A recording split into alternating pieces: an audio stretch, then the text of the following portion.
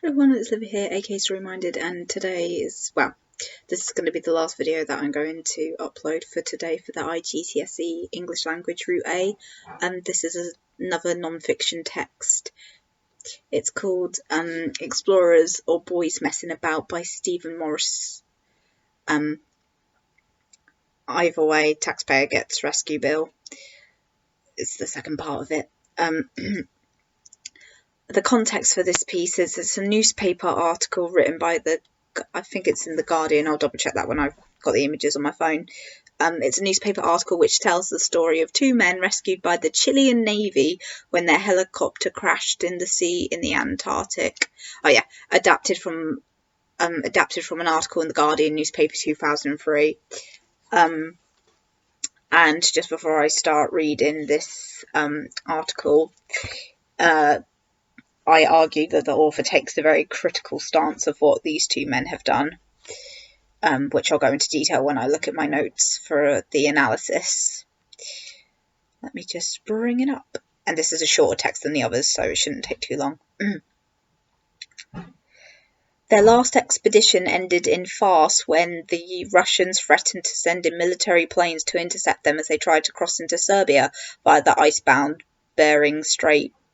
Yesterday, a new adventure undertaken by British explorers Steve Brooks and Quentin Smith almost led to tragedy when their helicopter plunged into the sea off Antarctica. The men were plucked from the icy water by a Chilean naval ship after a 9-hour rescue which began when Mr. Brooks contacted his wife, Jo Vesti, on his satellite phone asking for assistance. The rescue involved the Royal Navy, the RAF and British Coast Guards. Last night there was resentment in some quarters that the men's adventure had cost the taxpayers of Britain and Chile tens of thousands of pounds. Experts questioned the wisdom of taking a small helicopter, the four-seater Robinson R44. The four-seater Robinson R44 has a single engine into such a hostile environment. There was also confusion about what exactly the men were trying to achieve. A website set up to promote the Bering Strait expedition claims the team would plan to fly from the North to South Pole in their trusty helicopter. But Mrs.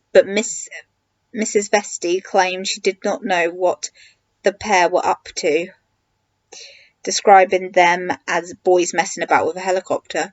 The drama began at around 1 a.m. British time when Mr. Brooks, 42, and 40-year-old Mr. Smith, also known as Q, ditched into the sea 100 miles off Antarctica, about 36 miles north of Smith Island, and scrambled into their life raft. Mr. Brooks called his wife in London on his satellite phone. He said they were both in the life raft but were okay, and could I call the emergency people? Meanwhile, distress signals were being beamed from the ditched helicopter and from Mr. Brooks' Breitling emergency watch, a wedding present. The signals from the aircraft were deciphered by Falmouth Coast Guard and passed on to the Rescue Coordination Centre at RAF Kinloss in Scotland. The Royal Navy's ice patrol ship HMS Endurance, which was 180 miles away surveying uncharted waters, began steaming towards the scene and dispatched its two Lynx helicopters. One was driven back because of poor visibility, but the second was on its way when the men were picked up by a Chilean naval base at about 10:20 a.m. British time. Though the pair wore survival suits and the weather at the spot where they ditched was clear, one Antarctic explorer told Mr. Brooks' wife it was nothing short of a miracle that they had survived. Both men are experienced adventurers. Mr. Brooks, a property developer from London, has taken part in expeditions to 70 countries in 15 years. He has trekked solo to Everest Base Camp and walked barefoot for 3 days in the Himalayas. He has negotiated the whitewater rapids of the Zambezi River by kayak and survived a charge by a silverback gorilla in the Congo. He is also a qualified mechanical engineer and pilot. He and his wife spent their honeymoon flying the helicopter from Alaska to Chile. The 16,000-mile trip took 3 months. Mr. Smith, also from London, claims to have been flying since the age of 5. He has twice flown a helicopter around the globe and won the World Freestyle Helicopter Flying Championship. Despite their experience, it is not the first time they have hit the headlines for the wrong reasons. In April, Mr. Brooks and another explorer, Graham Stratford, were poised to become the first to complete a crossing of the 56-mile-wide frozen Bering Strait between the US and Russia in an amphibious vehicle, Snowbird VI, which could carve its way through ice floes and float in water in between. But they were forced to call a halt after the Russian authorities told them they would scramble military helicopters to lift them off the ice if they crossed the border. Ironically, one of the aims of the expedition, for which Mr. Smith proved air backup, was to demonstrate how good relations between East and West had become. The wisdom of the team's latest adventure was questioned by, among others, Gunter Endres, editor of Jane's Helicopter Markets and Systems, who said, "I'm surprised they used the R-44. I wouldn't use a helicopter like that to go so far over the sea. It sounds as if they were pushing it to the maximum." A spokesman for the pair said it was not known what had gone wrong. The flying conditions had been excellent. The Ministry of Defence said the taxpayer would pick up the bill, as was normal on rescues in the UK and abroad. The spokesperson said it was highly unlikely it would recover any of the money. Last night, the men were on their way to the Chilean naval base, Eduardo Frei, where HMS Endurance was to pick them up. Mrs. Vesti said they had been checked and appeared to be well. "I don't know what will happen to them once they have been picked up by HMS Endurance. They'll probably have their bottoms kicked and be sent home the long way." Okay. And I think actually it's Ms. Vesti rather than Mrs. So maybe she divorced him. Who knows? Probably not. But okay. So throughout, I think the language is very blunt and dramatic. They kind of use demasculine verb, like when they're described from being rescued from the sea, they use the verb plucked, and that kind of almost reduces them to the position of vulnerable children, like you would expect to pluck children away from danger, not grown men, or grown adults for that matter. The juxtaposition of them being in danger and yet they're still able to request assistance, and the list of the number of rescue services involved kind of shows how much trouble they caused. Explicit info about the helicopter, and it's a very critical tone, and they have like all the different experts throughout the article to say, like, you know, they shouldn't have used this, and that's kind of the implicit side of it. They've got all this like detail, and then they're criticising, and the implicit is like the validity throughout. It's very implicitly kind of criticised the validity of their trip, from the different perspectives of from the different thoughts and from the different thoughts of the different experts.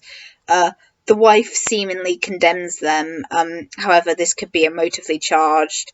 And also, what's really important to bear in mind when you read newspaper articles is that they do tend to take things out of context. And even if this is The Guardian, which is meant to be one of the more accurate or accurately portrayed newspapers, you still need to bear in mind that with anything, with newspapers, they're still trying to make it entertaining, and they do take things out of context. It's like that little dig how they include the how that watch that he, I can't remember if it was his watch or some piece of explorer's gear, and it was like a wedding present. It's like that's a little quip, which was quite humorous.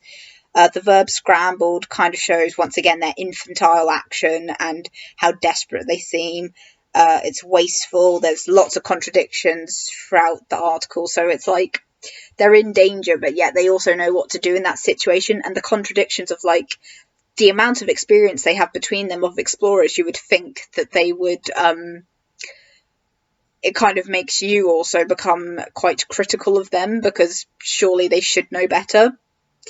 And obviously the criticism is very hyperbolic, so they make it sound very exaggerated.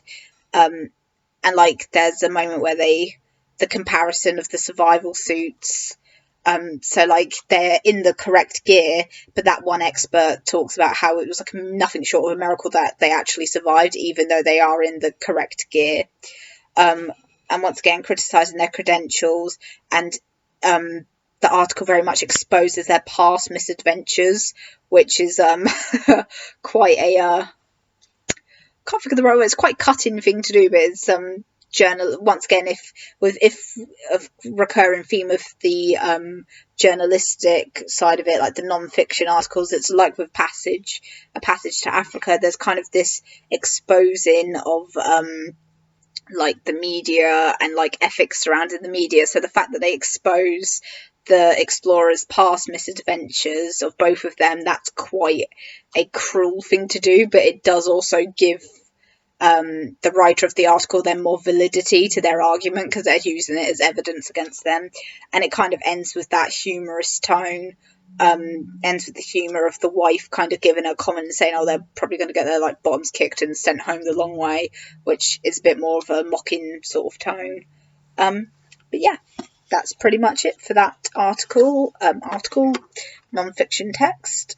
I'm just going to have a quick look for the ones that I need to do next. Where has it gone? Oh yeah. So today I've covered The Story of an Hour, Kate Chopin or Chopin, from the fiction anthology, and I've also done A Passage to Africa, The Explorer's Daughter, Explorers or Boys Messing About, which is this video. I have 3 left as far as I'm aware. So I've got Between a Rock and a Hard Place, Young and Dyslexic, You've Got It Going On, and A Game of Polo with a Headless Goat. So those are the last 3 kind of non-fiction texts I need to cover. I'm pretty sure I have covered some of the other non-fiction texts. I think there was like A Dangerous Story, or I can't remember the name of it, but it was the one about the TED Ed talks, and like, oh, that was it, The Danger of a Single Story. I'm pretty sure I did do a video on that. I don't know how in depth I went, but what I'll try and do is finish off those other texts, and if anyone has any questions or wants any help with regards to the exam, or maybe more on the creative writing side, like I'd be happy to create videos about that. It's just obviously time constraints and kind of knowing what people need help with. But anyway, if anyone's watched this, thank you, and I hope it helps in some way. As always, if you have any questions, please feel free to comment below and I'll get back to you. Bye.